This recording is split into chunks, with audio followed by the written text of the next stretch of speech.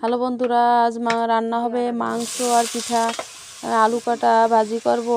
ভাজি করার পরে মাংসতে দিয়ে দেবো লবণ, হলুদ, দিয়ে দেবো জিরের গুঁড়ো, পেঁয়াজ বাটা, রসুন বাটা একসাথে, ধনিয়ার গুঁড়ি এবং মরিচের গুঁড়ো। এবার তেল দিয়ে দেবো, সরষের তেল। এবার সেই আলু ভাজি করা এটা একসাথে দিয়ে আমি মাখাইয়া কড়াইতে দিয়ে দেবো তেল আর জিরা ভাজি করব একটু।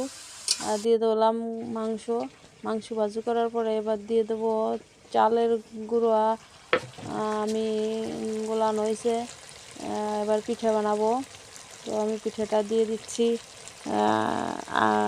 সুন্দর পিঠে করার জন্য আমার আরেক ভিডিও দেওয়া আছে, অনেক সুন্দর স্পঞ্জি পিঠে হয়, ফলে অনেক সুন্দর। তো দেখে নিও বন্ধুরা। তো অনেক সুন্দর বলছে, দেখো বন্ধুরা কত সুন্দর পিঠা এটা। এই পিঠাটা দুধেও ভিজানো যাবে এবং মাংস দিয়েও খাওয়া যাবে। মাংসটা জাল হচ্ছে, এবার পিঠে আমি আরেক ছাঁচ নামালাম। অনেক সুন্দর পিঠে হচ্ছে, এদিকে মাংসটা জাল হচ্ছে সুন্দর। তো একবারে আমাদের আজকের রেসিপি হবে যে মাংস আর পিঠা। তো দেখো বন্ধুরা কত সুন্দর পিঠা হচ্ছে। তো এবার মাংসটা হয়ে গেছে, আমি নামাই নিলাম।